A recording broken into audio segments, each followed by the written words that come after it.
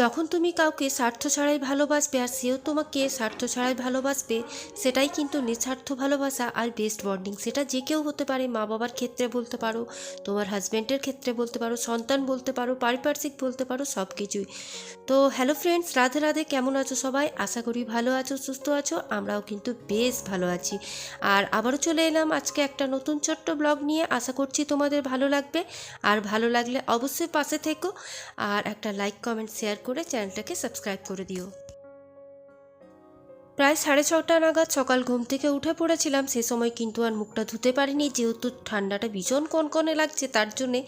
তাই এখন মুখটাকে জল দিয়ে প্লেন ধুয়ে কোনো রকম, শীতকালে এখন আমি ফেস ওয়াশ ইউজ করছি না, যেহেতু স্কিনটা আমার অনেকটাই ড্রাই তার জন্যে।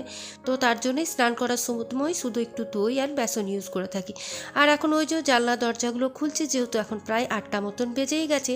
আর সকালের কিন্তু মোটামুটি 80-82 যা যা কাজকর্ম ছিল সেগুলো কিন্তু আমি কমপ্লিট করে ফেলেছি।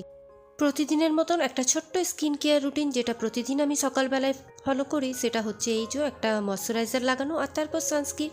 তো যাই হোক, এখন আমি সানস্ক্রিন আর ময়শ্চারাইজারটা একসাথেই লাগিনি। আর সকাল থেকে উঠে কিন্তু মোটামুটি অনেকটাই কাজ করেছি, যেহেতু দাদাভাইয়ের অফিস ছিল, তার টিফিনটা রেডি করে দিয়েছিলাম। তখন আর চা টা খাওয়া হয়নি। আর এখন ভাবলাম যে আগে উষ্ণ গরম জলটা খেয়ে নিই, তারপরেই কিন্তু চা করে আধ ঘন্টা পর খাবো। তো এদিকে মুড়িটাও এনে রাখা ছিল, তো সেই জন্য মুড়িটাও মুড়ির জায়গায় ঢেলে রেখে দিলাম। আর এখন নিশ্চিন্তে কেউ কোথাও নেই, বাড়িতে শুধু ছেলে তোমার ওই রুমে পড়তে বসেছে, আর আমি এখন বসে বসে এইখানে এক কাপ উষ্ণ গরম জলটা খেয়ে নিচ্ছি। আর আজকে মনটা বড্ড খুশি, জানো তো। ওই যে প্রিয় মানুষ যার জন্য তুমি অপেক্ষা করছো আর যে তোমার নিঃস্বার্থ ভালোবাসে, তারা যখন বাড়িতে আসে তখন কিন্তু মনের মধ্যে অনেকটাই আনন্দ লাগে। তো আজকে আমার মা, বৌদি আর ভাইজি আসছে। দাদা তো বাইরে থাকে, আর বাবা 3 বছর হয়ে গেল গত হয়েছেন। আর ছোটো দাদা ভাই ডিউটিতে গেছে। তো তারা আসবে আজ প্রায় 2 মাস পর আমার বাড়িতে খাওয়া দাওয়া করবে, তারপরে কিন্তু তারা চিরাকুড়ি চলে যাবে। এখানে যে আশ্রম আছে আমাদের অনুকূল ঠাকুরের, তো মাকে জোর করেই বললাম এখানে খাওয়া দাওয়া করে তারপরেই তোমরা কিন্তু চিরাকুড়ি যেও। তো যাই হোক, এখানেই দুপুরে ভাত টাত খেয়ে তারপর বৌদি আর মা বেরিয়ে যাবে। তো আমাদের মধ্যে জানো তো বন্ডিংটা এইরকমই, যে আমাকে ভীষণ আমার বাপের বাড়ির লোকজনরা ভালোবাসে। আর আমি যেহেতু ছোটো মেয়ে, আমাকে ছাড়া কিন্তু চলেও না। আর সত্যি বলতে গেলে আমারও কিন্তু তাদেরকে ছাড়া চলে না। বৌদির কিন্তু আমার সাথে বন্ডিংটা হচ্ছে বন্ধুর মতন। আমরা দুজনের সাথে প্রতিটা জিনিসই শেয়ার করে থাকি, আর দুজন দুজনকে কিন্তু ভীষণ ভালোবাসি। আর ওই যে বললাম, স্বার্থ ছাড়া আমরা কিন্তু দুজন দুজনকে নিঃস্বার্থভাবেই ভালোবাসি। কেউ কারো কাছে কিছু কোনো পাওয়ারও আবদার করি না, বা কিছু চাওয়ারও আবদার করি না। যেটা যার পছন্দ হয় ভালোবেসে সেটা কিন্তু আমরা নিয়ে ফেলি। তো যাই হোক, এখন ঝটপট করে সমস্ত কাজগুলোই করে নিচ্ছি, যেহেতু আসবে মা। আর মাকে কিন্তু আসার পথে আমি জলখাবারটা আনতেই বলেছি, যে মা আজকে তুমি নিয়ে এসো। তো প্রায় এখন 10টা মতন বাজে, আর 10টার সময় এই দেখো বৌদি ভাইজি চলে এসছে। আর মাও তো আমাকে তো ক্যামেরা অন করে দেখি ভাইজি আমার ভীষণ হাসতে শুরু করেছে, যে পুষিমুনিয়ে কিন্তু আমার ভিডিও করতে শুরু করেছে। আর এই যে মায়ের যেহেতু বাতের ব্যথা আছে, তাই মা একটু খড়িয়ে খড়িয়ে চলে।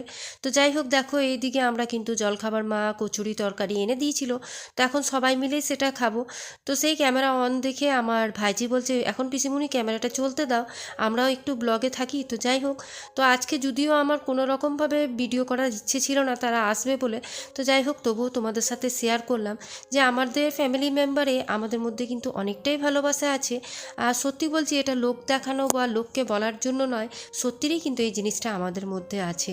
আর আমার বাড়ি জানো তো এখান থেকে মাত্র আধ ঘন্টার ডিস্টেন্সে, তবুও কিন্তু যাওয়া আসা খুব একটা হয় না ছেলের পড়াশুনোর জন্য। আর এখন দেখো ঘরবাড়ির অবস্থা তো যা তা হয়ে গেছে, কারণ ছেলে ভাইজি খেলছে, এদিক ওদিক দৌড়াদৌড়ি এসব করছে। তো যাই হোক, বৌদি বললো ভাইজিকে স্নানটা সেরে নেয়, কারণ তারা তো বললামই যে একটু বাইরে যাবে, মানে এখান থেকে চিনাকুড়ি আমার বাড়ি থেকে সামনে, তো সেখানেই যাবে। তাই বৌদি বললো ঝটপট রান্না বান্না করে খেয়ে দিয়েই আমরা বেরিয়ে যাব। তো দেখতে পাচ্ছ তো ভাইজির ভীষণ বড় বড় চুল। আর তারপর তোমার এই চুলগুলো কাটতে দেবে না, চুল ওর কাছে ভীষণ প্রিয়। বয়স কিন্তু খুব একটা নয়, এই 13 বছর বয়স, তাতেই কিন্তু বিশাল লম্বা চওড়া, যেহেতু আমার বৌদি ভীষণ লম্বা। আর চলো আজকে তোমাদের সাথে রান্নাটা দেখিয়ে দিই। তো এদিকে করেছিলাম বাঁধাকপি, তারপর তোমার মেথি শাক, পনির মটর দিয়ে, তারপর তোমার আলু ভাজা, আলু পোস্ত, অনেক কিছুই করেছিলাম। যেহেতু আজকে আমাবস্যা, তাই বৌদি কোনো রকম আঁশ টাশ খায় না, সেই জন্য আজকে সমস্ত কিছু নিরামিষ হয়েছিল। আর এদিকে এই যে মা নিজের গল্প করছে মনের সুখে আমার সাথে। যদিও দেখো ফোনে দুবেলা গল্প হয় বৌদির সাথে, মায়ের সাথে, কিন্তু এখন তো সামনাসামনি, তাই এখন আরও মন খুলে আমরা গল্প করতে পারছি। তো এদিকে ডাল বসিয়ে দিয়েছিলাম, আর এদিকে ভাত বসিয়েছিলাম। আর এই ঢাল ভাতটা হয়ে গেলে কিন্তু আমি যে তরকারি করেছি সেগুলোই বানিয়ে দেবো। আর তারপর তাড়াতাড়ি ওরাও খেয়ে দিয়ে বেরিয়ে যাবে একটু রেস্ট নিয়ে।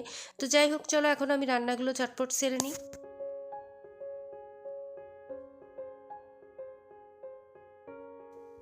আর এদিকে ভাইজি এসে দেখছে আমি কি রান্না বান্না করছি। যেহেতু আজকে নিরামিষ খেতে হবে তাই ওর কিন্তু মুডটা খারাপ। আমার বাপের বাড়িতে যেহেতু চিকেন এগুলো ঢোকে তাই চিকেনটা প্রায় দিনেই হয় বললেই চলে।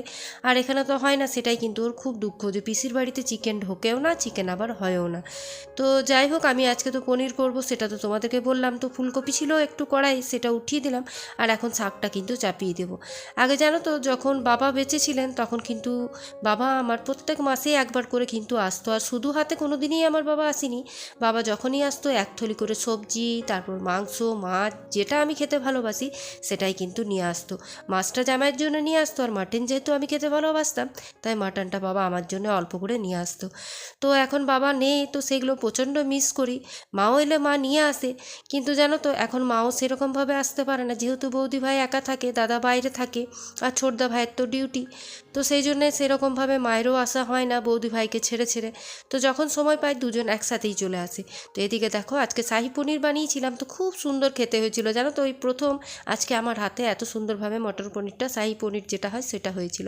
আর এদিকে এসে দেখো বৌদি ভাই কিন্তু আমার কাজে লেগে গেছে। আজকেও আমার ফিল্টারটাকে একদম ঝকঝকে তক্ত করে করে চলবে, যেহেতু জানে আমার শরীর মাঝে মাঝে খারাপ হয়, এগুলো আমি করতে পারি না। তো দেখো একদম ফিল্টারটা আমার কিন্তু একবারই ঝকঝকে চকচকে করে দিয়েছে। আর তারপর কিন্তু মিক্সি রেখাও ভালোভাবে পরিষ্কার করে দিয়েছিল। এটাই হলো ভালোবাসার বন্ডিং জানো তো। কোনো রকমভাবে আমাদের মধ্যে কোনো ভেদাভেদ নেই যে ননদের বাড়ি যাব কাজ করব না বসে খাবো, বা আমি বৌদি ভাইয়ের কাছে যাব কাজ করব না বসে খাবো। আমাদের মধ্যে এই বন্ডিংটা আছে, আমরা যে যতটা পারি দুজনের মধ্যে হেল্প করে দিই। তো এইদিকে এই যে দুপুরও হয়ে গেছিলো, 1টা নাগাদ তাদেরকে খেতে দিয়ে দিয়েছিলাম। আর এদিকে এই যে ব্লগ চলছিল সৌরভ যোশীর, আমার ছেলে ভীষণ বড় ফ্যান। আর বৌদি আর আমি পরে খাবো, তার জন্য বৌদি বসে বসে ফোন দেখছিল, আর আমি তারপর ওর সাথে গল্প করার জন্যে জয়েন্ট হলাম। আর এখন রান্না বান্না খাওয়া দাওয়া সমস্ত কিছু কমপ্লিট করে এখন বাসন ধোয়ার পালা। যেহেতু দেখছে বৌদি ভাই এত বাসন হয়ে গেছে আমার, তো বলছে কিছুটা হালকা করে দিয়ে যায়। তোর তো আবার কাজের মেয়েতে সব কিছু ধুয়ে দেয় না, তো আমিই তো একটু হেল্প করি। তো ও বাসনগুলো ধুয়ে ধুয়ে রাখছিল আর আমি গুছিয়ে গুছিয়ে রাখছিলাম। আর তার মধ্যে এই দেখো পুচুন সোনা রোদে দাঁড়িয়েছিল, তো সে এসে আবার ক্যামেরাটা অন দেখে অবাক হয়ে দেখছে। আর কোল থেকে তো নামতে চাইছে না যেহেতু বৌদি আছে বলে। তো যাই হোক, আমার সাথে গল্প করতে করতে এখন সেও বাইরে যাবে, আর বৌদিরাও একটু রেস্ট নেবে। তো এই যে আমার ভাইজি যেই দেখেছে আবার ও ক্যামেরা অন শুরু করে দিয়েছে ওর বদমাসি, আর ওইদিকে একটু মা শুয়ে রেস্ট নিয়ে নিচ্ছে। তারপর ওরা 2:30 নাগাদ বেরিয়ে গেছিলো। তো চলো আজকের ব্লগটা এখানে শেষ করলাম। ভালো লাগলে অবশ্যই পাশে থেকো। এখনকার মতন টাটা।